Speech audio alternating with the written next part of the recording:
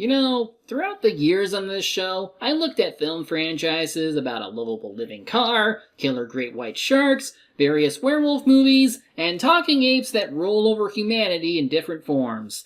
Now, how about we talk about some giant killer worms that eat people? For the next couple of months, we'll be looking at the first 4 movies in a monster comedy horror franchise called Tremors. Honestly, that's the closest I'll get to something clever, so let's go with that.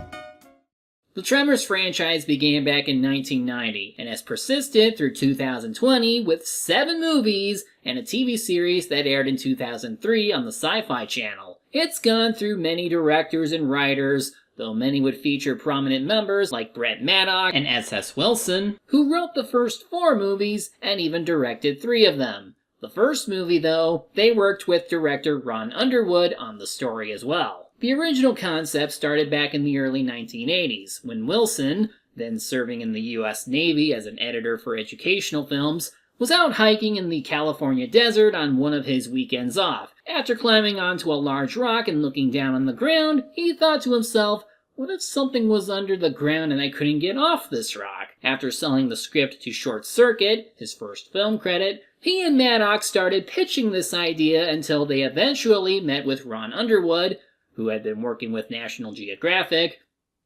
about their ideas.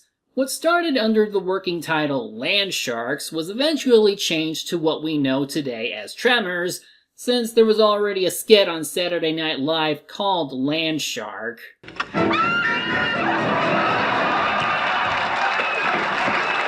Well, it's less silly than the other shark films I've seen with them on land, but I digress. They started filming in early 1989 and lasted for 50 days. It would come out in January the following year. How would it turn out?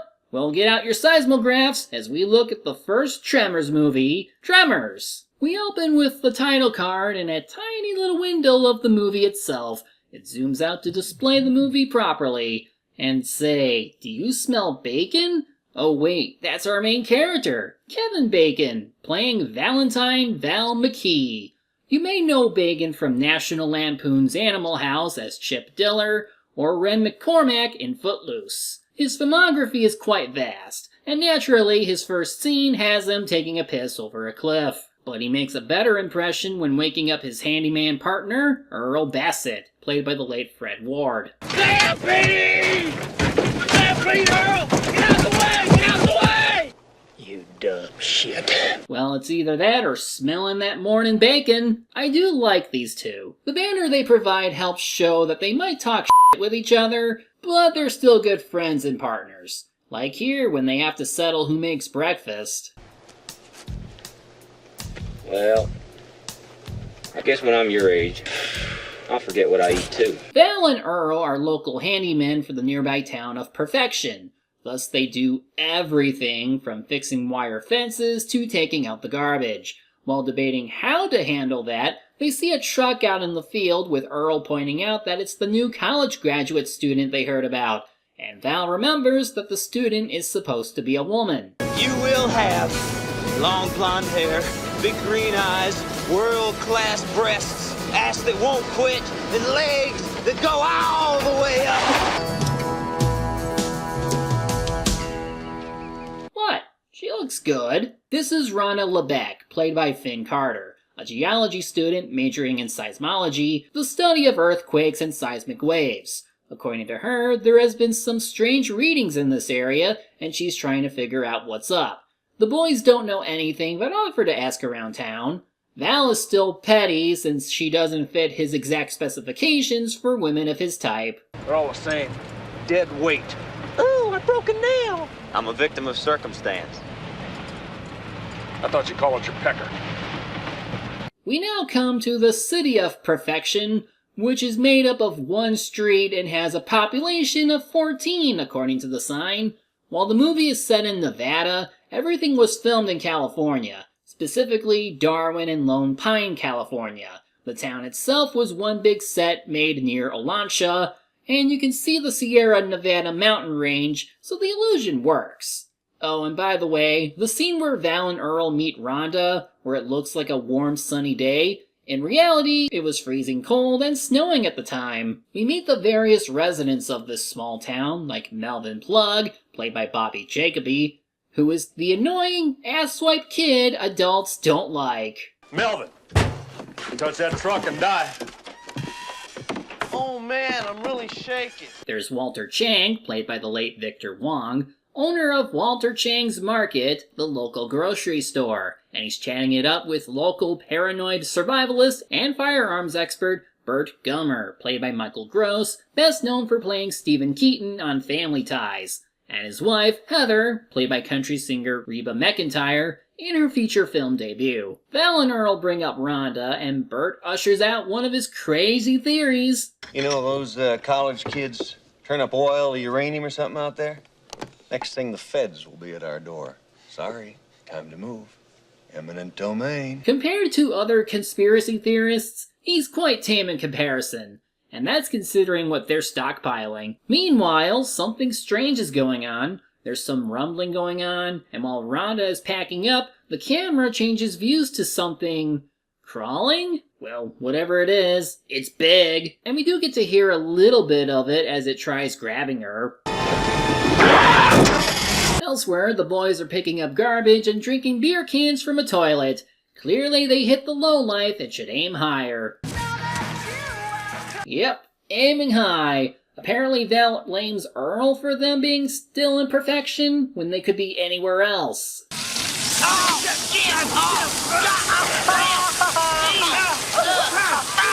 And yet, this is still more dignified than in Ready to Rumble. Thus, it's time to finally leave town with what little stuff they have. They have a run-in with their neighbor, Nancy Sterngood, played by Charlotte Stewart, and her pogo-sticking daughter, Mindy, played by Ariana Richards, who you should remember for playing Lex Murphy in Jurassic Park 3 years later. She tries convincing them not to leave by offering a month's work, which includes lunches and beer.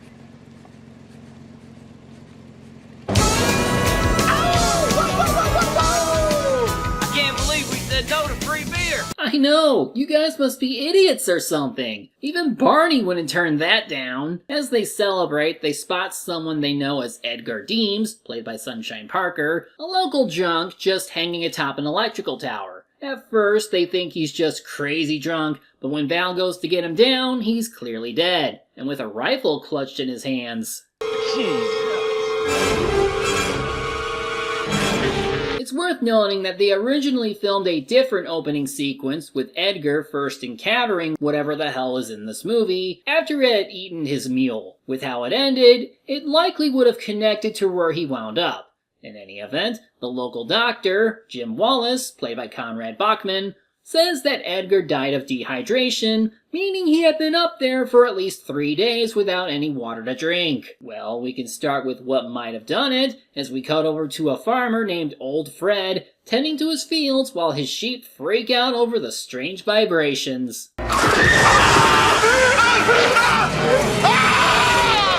Well, we got our first human victim to whatever is underground. Rhonda's now picking up the vibrations on the seismograph, but has to check the computer chip because she thinks something is wrong. Otherwise, the boys drive off again and question what could have driven Edgar up the tower. But then they come across Fred's farm and what's left of his sheep. I guess whatever did it was messy. Oh, Jesus! Like, really messy. For now, they just think there's a serial killer on the loose and warn a couple of construction workers they pass by. They just think they're messing with them and get back to work. Ew, Mother Earth is literally bleeding now. The thing takes off with the drill still in it, and the guy gets dragged along where his foot gets caught in the cord, and he dies. Off screen. Not his partner, though. He gets buried under a rock slide. In the meantime, Val and Earl return to the store to try and phone the police. we get a couple of new guys, Miguel, played by Tony Gennaro, and Nestor Cunningham, played by Richard Marcus. Naturally, the phone line is dead, so they have to go out of town themselves to a place called Bixby to get the police. Unfortunately, the rock slide is blocking their only way out, and they find what's left of the construction crew. In their haste, the truck stalls after backing into the wall, and its wheel is stuck in the ground.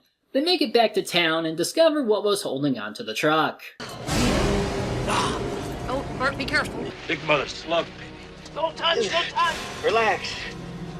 It's dead. Well, that must be one powerful slug if it could kill all those people and animals and hold a truck in place. And in a bit of fun, Chang wants to buy it off them. Give you boys $5 for this. 15. Okay, 15. Damn right, 15. Yeah. That night, Jim and his wife, Megan, played by Bibi Bish, are out camping as they're building a house nearby, when they have their encounter with the creature. It took their power generator, spat it out, and now it wants the doctor.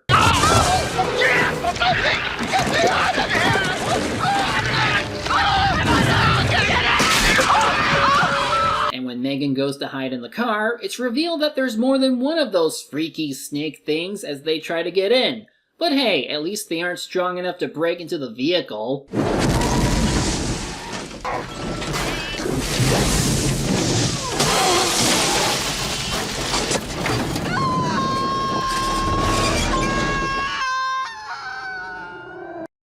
Oh, fuck me. How? What? Huh? It's one thing to be eaten alive, but being pulled underground in your own car? That's terrifying. The townsfolk hold up in Chang's market, with Bert suggesting they get their guns to defend themselves. All the while, Chang is using the dead snake he bought to charge people to take pictures with it. They clearly can't leave, so it's not like they have any other options. They do suggest using horses, which Val and Earl will take off on. The Gummers will look for Rhonda, and Melvin acts like a jackass. Got me! It's got me! Melvin, brother of the joke. I'm not gonna finish. Val and Earl find Jim's little camp and find no one. And when they discover the buried car after hearing golden oldies coming from its radio below ground, they hightail out of there. But unfortunately, the horses panic over what's underground. It attacks one while the other flees, and we can definitely see a wire sticking from off camera. Oops. Apparently it's one of those snake things again, biting into its leg and strangling its neck. Val manages to scare it away with his gun, but that just makes them angrier. Must be a million of them. Nope, just one.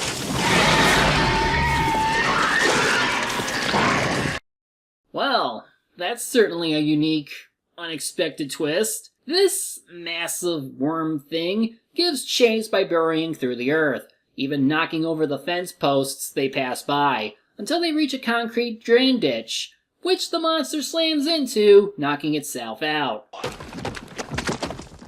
Wait, it's already dead? Shortest movie ever! We killed it. Fuck you! Oh hey, Rhonda, you come to admire the kill as well? The boys move some debris so we can get a better look at what they killed. So, the effects for this thing were created by Alec Gillis and Tom Woodruff Jr., along with their newly formed company, Amalgamated Dynamics. They based it on an earthworm, with how it would move, where, instead of hair to push itself forward, they'd have small spikes along its body. The armored beaked head was inspired by rhinos and snapping turtles, which would be used to help push away the dirt, and its movements were based on a killer whale. Being completely subterranean, the monster would have no eyes, and the snakes, now revealed to be tentacles, would be used to snatch its prey and pull them into the mouths to eat them. The effects crew had mechanical tentacles for various scenes, as well as a hand puppet version of one. We'd mostly see the head of the creature, while rarely seeing the whole body, like in this scene, which was brought to life through full-sized animatronics, with one even puppeted by Tom Woodruff Jr. himself, as well as some quarter-scale puppets built by Robert and Dennis Skoltak and their company, Forward Productions. Naturally, they had to be elaborate with how the thing would appear sometimes while maintaining the illusion of them coming up from underground. But that would spoil some things that would happen later, so let's keep moving. Anyway, the boys naturally want to haul this thing back to town and not sell it for $15. However, according to Rhonda's seismograph charts, there are about 3 more of these monster worms left alive. They head to her truck, only to find that one of the worms is chasing them, and thus they get onto a boulder where it can't get them. Said worm, being the same one that snagged their truck the day before, indicated by the stump where its tentacle had been torn off, whom Val nicknames Stumpy. Now that they're stuck, nothing to do but ponder about how these things came about. They're mutations caused by radiation. Or no. Government built them. Big surprise for the Russians. Well, there's nothing like them in the fossil record, I'm sure. Okay, so they predate the fossil record. Unlike Jaws, where we can easily assume it's just one big-ass shark, the worms could warrant some kind of explanation. However, keeping it vague like this adds a layer of mystery that can be left to our imagination while we are more invested in the character's survival. Right now, they determine that the creatures can feel vibrations in the earth, meaning they're stuck here all night. I gotta take care of some business. Thank you for that. But hey, Val is at least warming up to Rhonda, as he gave her his jacket to sleep in. Worm's still here, which they figure out is the reason why they found Edgar up in the tower. Rhonda does figure out a way out of this, pole vaulting over to the other rocks where it can't reach them.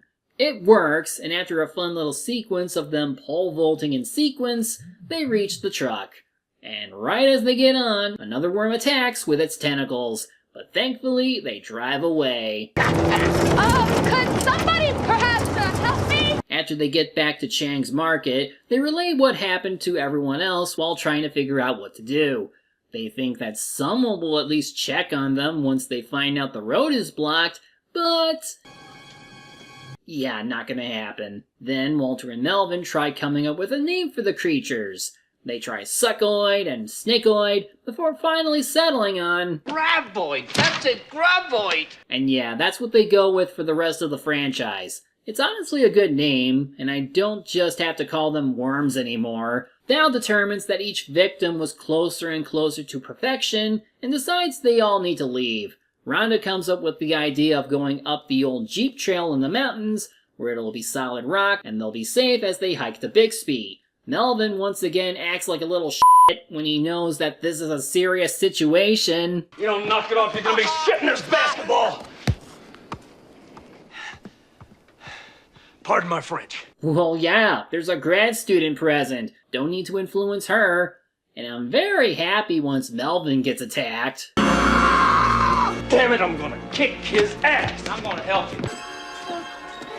Damn it, why couldn't the Graboids have gotten you? The Graboid attacks in a really cool manner, forcing the others back inside. Then they remember that Mindy is still outside on her pogo stick, blissfully unaware of what's happening. It's Val to the rescue as he grabs her before it can eat her. I wasn't aware pogo sticks could stand up straight like that. Mindy and her mom hide in their house while Val gets atop his truck. Rhonda trips over some barbed wire, allowing Stumpy to pull her in. But here comes Val with the pickaxe, and this is the only time I'm going to use this audio clip. Hey, loosen his pants. Oh good, there's the second one. Those inside the market discuss quietly on what to do, and then forget that the freezer is busted and start shaking again, leading to...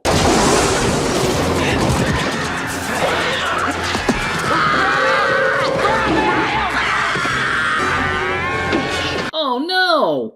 Now who am I gonna get my crushed soda from? The Graboids start wrecking the place, forcing everyone to climb the shelves while the tentacles search around. Rhonda falls outside just as Val and crew make it to the roof.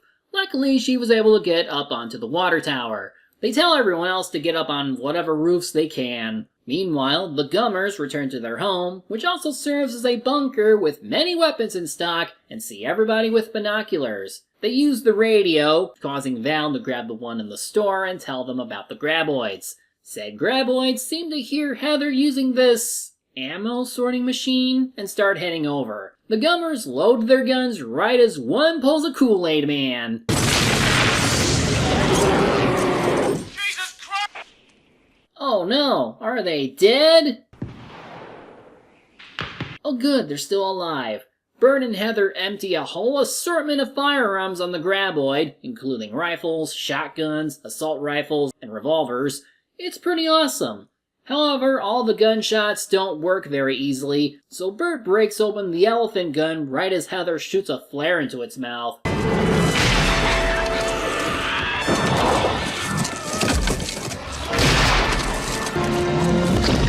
Broke into the wrong goddamn rec room, didn't you bastard? Hell yeah. Everyone learns of their success, and despite 2 remaining, it's a cause for celebration. Way to go, dudes! Hooray!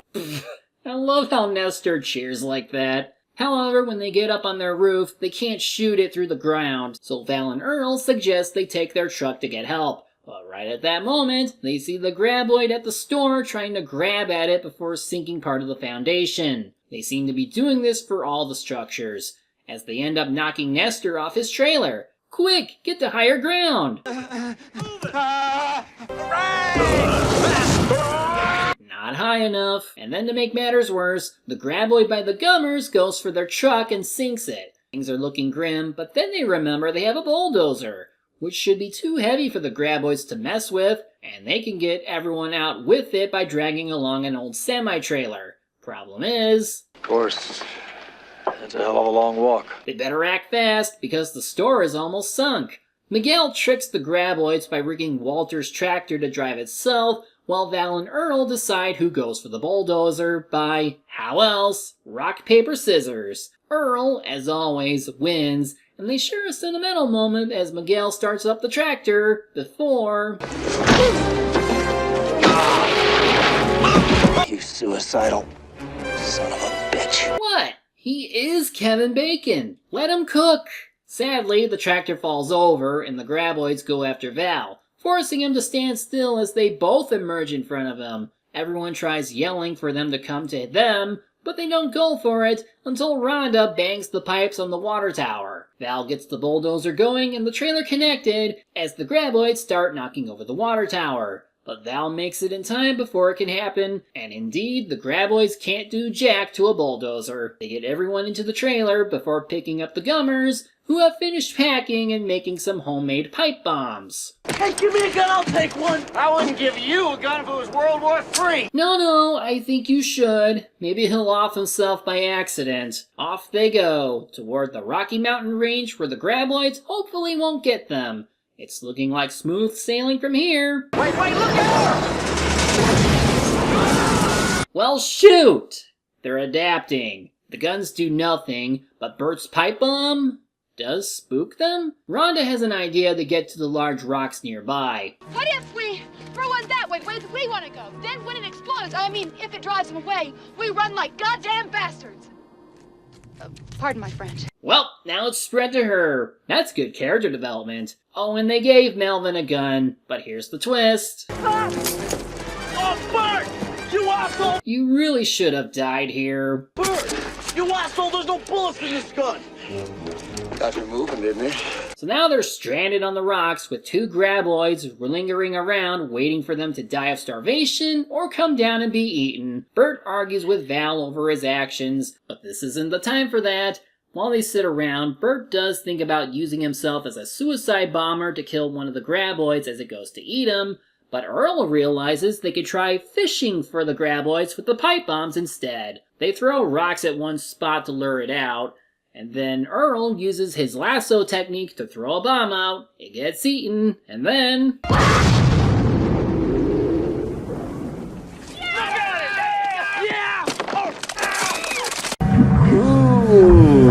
Nasty. The graboid guts here were made using cotton batting stuffed inside pantyhose along with pumpkin pie filling. The last graboid, who just so happens to be our old pal Stumpy, is quite stubborn to show itself, but when it does, it's Val who wants to kill it. At first, it seems to work as the tentacles pull the bomb in, but...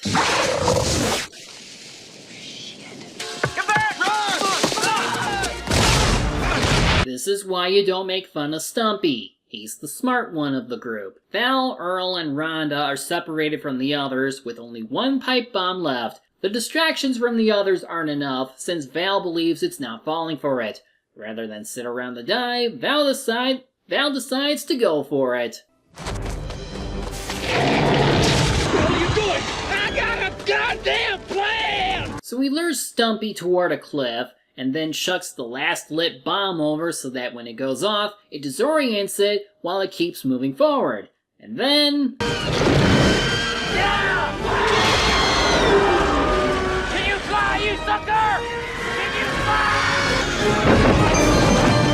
Well, Val, your crazy plan worked out. Now you have all the worm meat you could ever want. Well, it just suddenly hit me, you know. Stampede.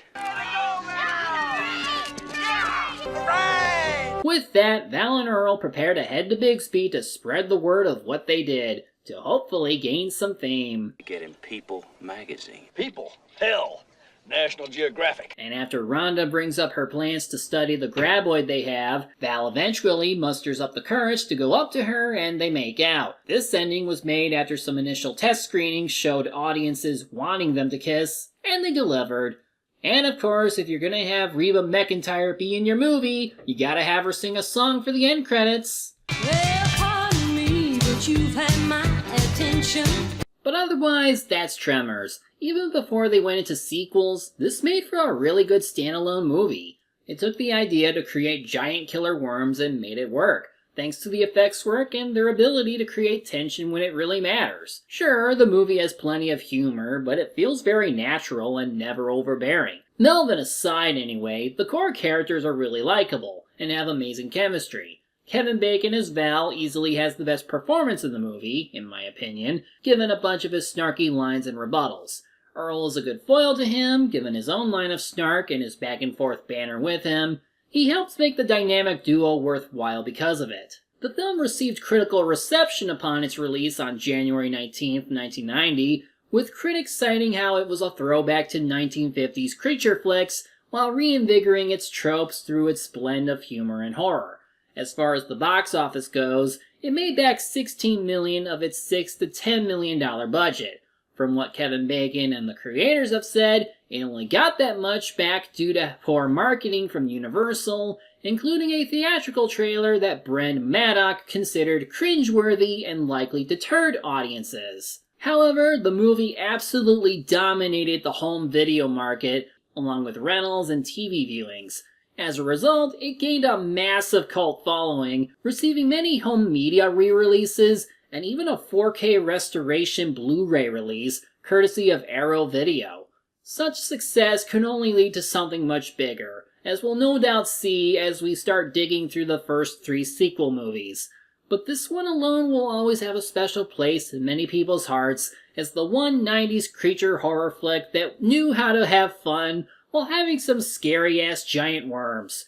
The graboids will indeed return, along with a few surprises in store, so be sure to join me next time when we experience the aftershocks.